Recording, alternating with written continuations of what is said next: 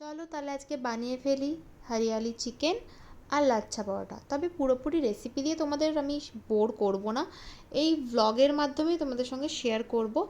আর last পর্যন্ত কিন্তু দেখো, হ্যাঁ, সুরজিতের রিভিউ রয়েছে, প্লাস অনেক কিছু রয়েছে ভ্লগটার মধ্যে।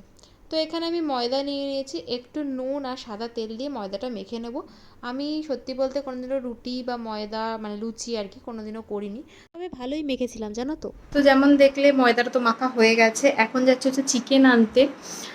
আর আমি বাইরে ব্লগ করছি না, কারণ জিনিসপত্র নিয়ে আমি সামলাতে পারি না খুব একটা, সেই কারণে। তো চলো চিকেনটা নিয়ে এসে তারপর দেখা হচ্ছে। সবাই আমাকে অনেক জিজ্ঞাসা করেছে যে আমার স্কিনের এখন অবস্থা কীরকম।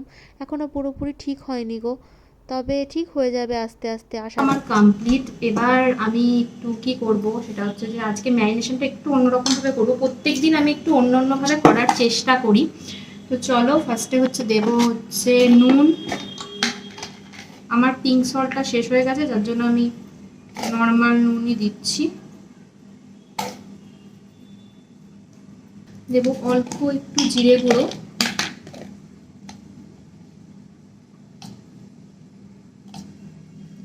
কারণ মশলা কষানোর সময় এবার জিরে গুঁড়ো দেবো, সেই কারণে আর দিচ্ছি না।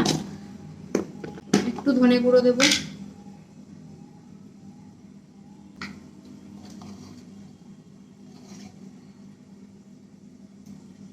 সর্ষের তেল একটু। মাংস না আমার তেল কম দিয়ে রান্না একদম ভালো লাগে না। আর দিচ্ছি হচ্ছে এখানে আদা রসুনের পেস্ট। এটা দিয়ে ম্যারিনেশনটা আমি করব। আগের দিন যদি আমার পনিরের রেসিপিটা তোমরা দেখে থাকো, তাহলে ওখানে যেমন ভেজে তারপরে মশলাটাকে ব্লেন্ড করেছিলাম, সেটাই আমি করবো আজকে। আর হ্যাঁ, এখন একটু এটাতে লেবু দেবো। লেবুটা দিলে খুব ভালো একটা দারুণ ফ্লেভার আসে, দারুণ। লেমন চিকেন যেরকম খেতে লাগে ওরকম টাইপের। চলো, তো দেখলেই কি কি আমি মশলা দিয়ে ম্যারিনেশনটা করেছি। এবার আধা ঘন্টা থেকে 1 ঘন্টা মতো ফ্রিজে রাখবে। তোমাদের কাছে যদি সময় না থাকে কিছুক্ষণ জাস্ট 10-15 মিনিট রেখেও তোমরা রান্নাটা করতে পারো। যতক্ষণ ফ্রিজে আছে ততক্ষণ আমি এখানে একটু পেঁয়াজ আর লঙ্কাটাকে ভেজে নিচ্ছি, কারণ এটাই হচ্ছে পেস্ট করব। তো এটা ঠান্ডা করে নিচ্ছি, কারণ মিক্সারে কিন্তু গরম জিনিসটা দিলে কিন্তু মিক্সারটা একদম মানে অবস্থা খারাপ হয়ে যাবে। তো তারপর দেখো অল্প একটু পেঁয়াজ ছিল ওখানে, মানে ভাজা পেঁয়াজ আর লঙ্কাটাই, তার মধ্যে চিকেনটা দিয়ে দিয়েছি। আর এখানে দইয়ের একটা মানে আমি পেস্ট তৈরি করেছি, যেটার মধ্যে একটু জিরে গুঁড়ো, ধনে গুঁড়ো আর নুন ছিল। তো এখানে দেখো ওই পেঁয়াজ আর লঙ্কাটাকে পেস্ট করে নিচ্ছি, দেখতে অনেকটা এরকম হয়েছে। আর চিকেনটা দেখো এখনও পর্যন্ত কিন্তু জল দিইনি, তবে জল উঠছে। চিকেনটাকে ভালোভাবে কষাবো, ততক্ষণে চলো একটু ধনে পাতাটা পেস্ট করে নিই। ধনে পাতাটা পেস্ট করার পর এরকম লাগছে, এটাও মাংসতে দেবো।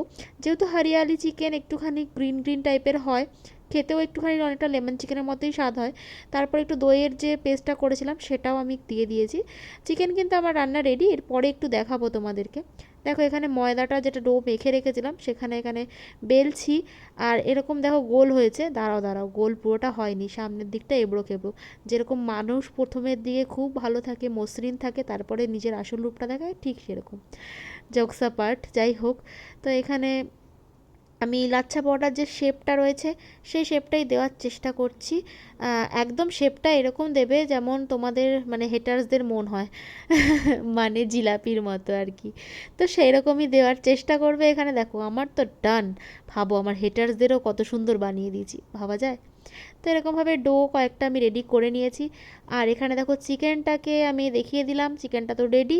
আর একটু আমি ভাত বসিয়েছিলাম, কারণ আমার জন্য তো ময়দার জিনিস খেলে প্রচণ্ড গা গোলায়। এটা সুরজিতের জন্যই মেনলি আমি বানিয়েছিলাম। তো চলো, খাওয়া দাওয়া নিয়ে বসে গেছে, এবার রিভিউটা শুনে কেমন হয়েছে। হ্যাঁ ভালো হয়েছে মাংসটা। হ্যাঁ লেবু দিয়েছি তো, হারিয়ালি করেছি তো চিকেনটা। আজকের ব্লগটা এইটুকুই। কারা কারা খেতে বসে কার্টুন দেখো আমার মতো, আর আমি কি কার্টুন দেখছি অবশ্যই বলো। ওকে, টাটা।